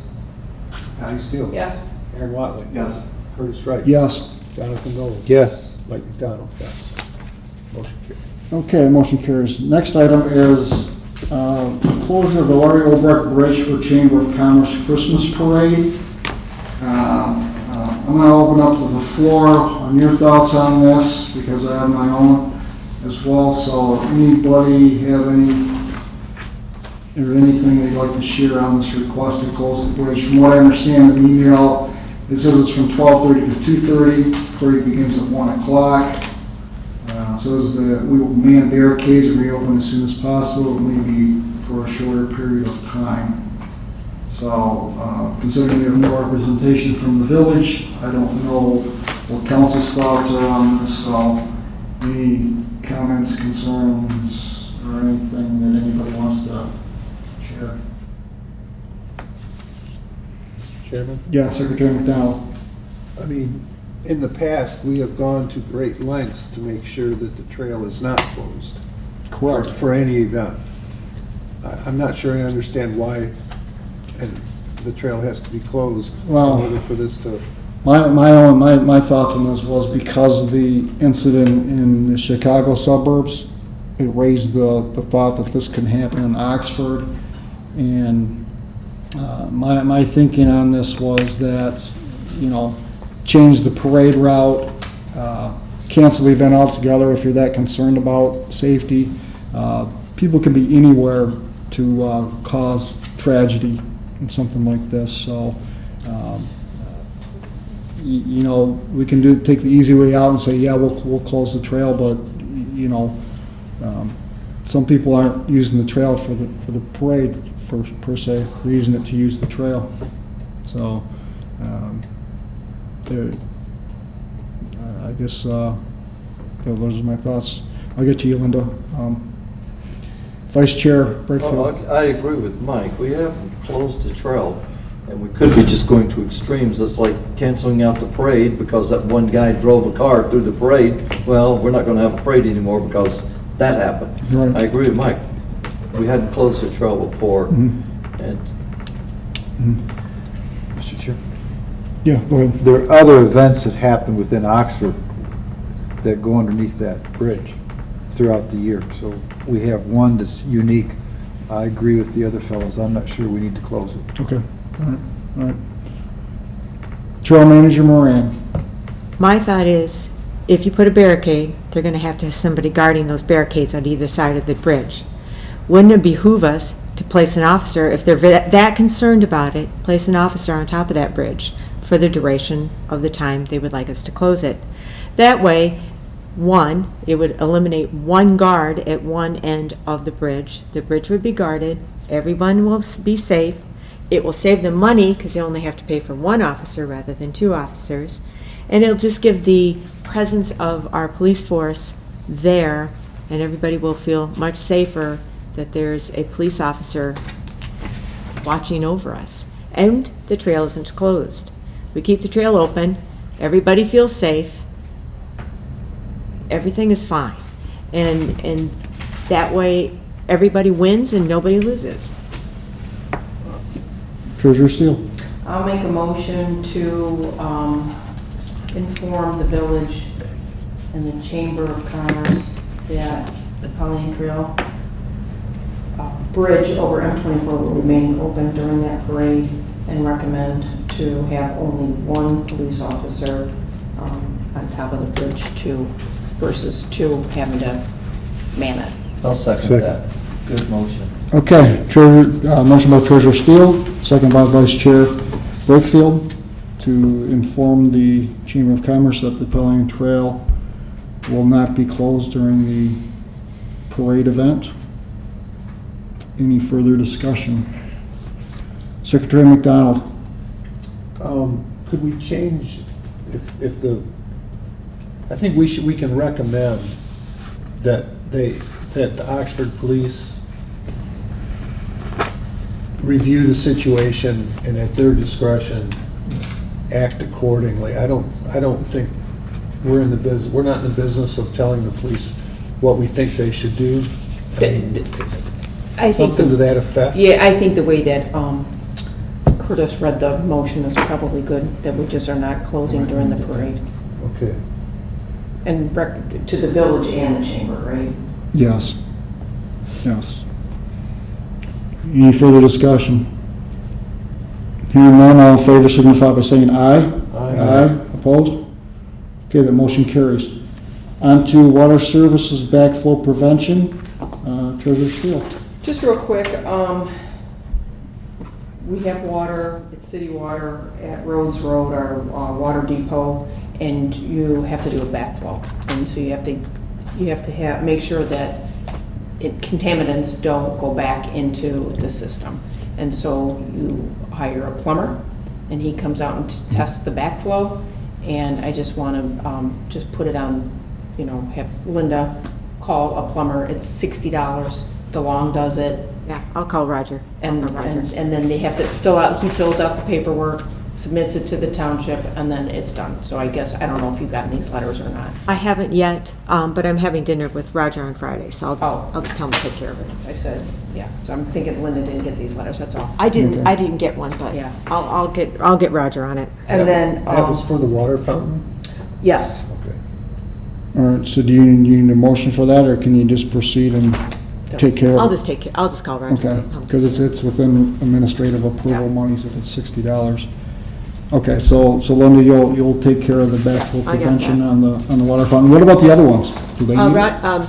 Mike McDonald does take those to the health department, and they are checked monthly. It's not city water. It's not city water. Oh, that's true. That's city water. Okay. Quarterly, I'm sorry, quarterly. Okay. All right, with that, the next one is added the authorization to split the cost for the Health Expo on September 22nd. Trail Manager Moran, you got anything more you'd like to talk about on this? No, she just offered it to Chief Mike and I that we could split a table as a nonprofit entity. We could share the space, and she would give us a good deal. It's out at Waterstone, at the golf course out there. And I just thought it would be a nice way to get out there and actually get the trail known. Okay, so council's pleasure is to proceed or not proceed? Proceed. Proceed. Proceed? Okay. Are we gonna authorize the expense, or?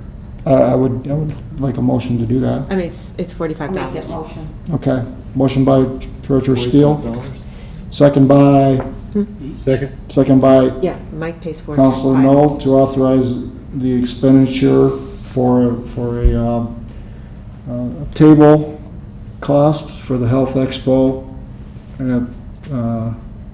on behalf of the Chamber of Commerce on September 22nd, correct, Linda? Yes. Okay.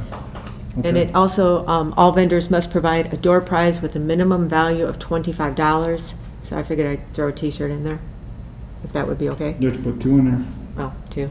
We're splitting a table, so. You're $5 short. Hat and a t-shirt. Throw it for you guys. Yeah. Mike said he'd pay for that. Yeah, here we go. It sounds like Bruce now, doesn't he? Volunteering your money. All right, can you call a roll on that, Secretary McDonald? Yes. Donnie Steele? Yes. Aaron Watley? Yes. Curtis Wright? Yes. Jonathan Noel? Yes. Mike McDonald? Yes. Ed Brakefield? Yes? Motion carried. Okay, that concludes the agenda. Public comment, unless Kristen wants to speak, we'll move on. We'll start with council member comments, starting with Aaron. No comment. No comment. Treasurer Steele. Good meeting. Thank you for all your hard work. You and Linda, you guys put, and Mike, lots of hours into this. Thank you. And then we are having a Labor Day Bridge Walk with the Paint Creek Trail on Labor Day Monday. And I'll be out there with coffee and donuts. So if you want to join, it's on the website, and sign up is available as well. All right. Councilor Knoll. Yes, I'd just like to thank Moran and Company for their hard work. I've kind of 5 extra tasks that you took out of this meeting, and today, this meeting struck me, but the trespassing issue, the website issue with the computer, the culvert work, the backflow prevention, and the table at the expo. Our trail manager goes above and beyond. Be very difficult to replace her. I'd just like to say thank you. Thanks, John. That's nice. Thanks. Secretary McDonald. Well, ditto. And I'd also like to thank Kristen Wildfang for coming out again, but I hope we'll make it worth it, Kristen, okay? We're gonna work on it. But thank you. And everybody have a great rest of the summer. Vice Chair Brakefield. Well, I guess you can say ditto, ditto. The only thing I would like to see is on the 22nd, just to keep Linda Moran legal, would raise the price of the shirts to $25 for one day and one day only. That way you won't be cheating everybody. Since the shirts are only 20. Yeah, well. She's saying, since we have half a table, she only charges half the gift, so. Yeah. No, I think we had a great meeting, and thank you, Kristen, for being here. Great presentation. Okay, at least for me, again, Kristen, thank you for all your help, what you've done, what you can continue to do, and keep us on I don't know if it's straight and narrow, but keep us going where we need to go on that. Yeah, thank you to council for what we do and how we get things accomplished as well. Congratulations to Donnie on her primary election victory. So hopefully that carries on through November. at the loss of council, but at the gain of your future. Yep, for that. So those are my comments. I'll open it up to Kevin. You're good, and we'll finish up with Linda. Yay. Okay, August 27th, 9 to noon at Way Station in the Village of Oxford. We're having our 25th birthday party. We're going to have cake, ice cream. It's going to be fabulous. Everybody better be there. Larry Obrecht's going to be there. Jim Marla's going to be there. Larry Mullins is going to be there. It's going to be a hoot. We're going to have a great time. I just wanted to show everybody our new signs that I'm working on for an homage to our Pure Michigan Trail.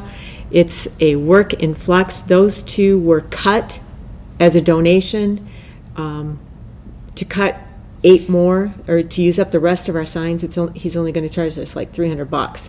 So they're fabulous. I have to figure out some fantastic way to mount those things to give it the justice it's deserved. So if anybody has any ideas of how we should mount those or how we should proceed further with those, I think those are absolutely fabulous. When you say mount them, where do you plan to mount them? Well, this is part of our Pure Michigan, the $1,200 that Deanna donated to us, the Girl Scout, that she had that extra money. She donated it back in 2020.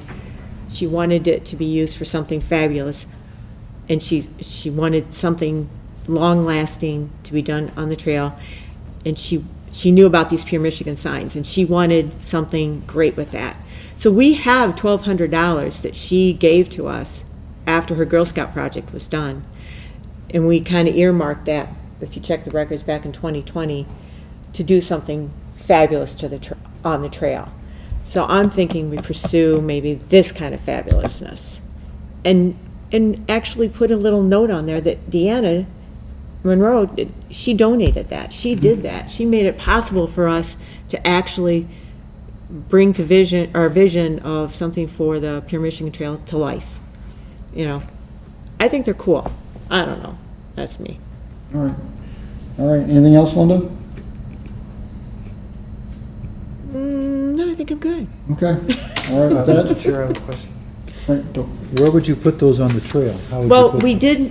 did earmark a spot back in 2020 when we did get the Pure Michigan, and we had those Pure Michigan signs made. There were 10 spots that were located, 2 in each of the communities, and I have them written down somewhere. Donnie, I think you were the one that kind of set it up as far as where the signs were. This is going back. This has been a project. 2020 shut us down, and I couldn't find any vendors that were willing to help us. Complete Automation was going to help us. They weren't able to help us. So this is kind of my moving on. So we need to look up those 10, 11 spots? Yeah, I have them written down somewhere, That's but I fair. can't remember. Johnny, you're up. I have them written down, that's scary. Okay, with that, I'll entertain a motion to adjourn at 5:01 PM. Second, third. So the chair made the motion to adjourn and seconded by Councilor Knoll to adjourn at 5:01 PM. All in favor signify by saying aye. Aye. Opposed? Motion carries. Meeting is adjourned. Thank you, council.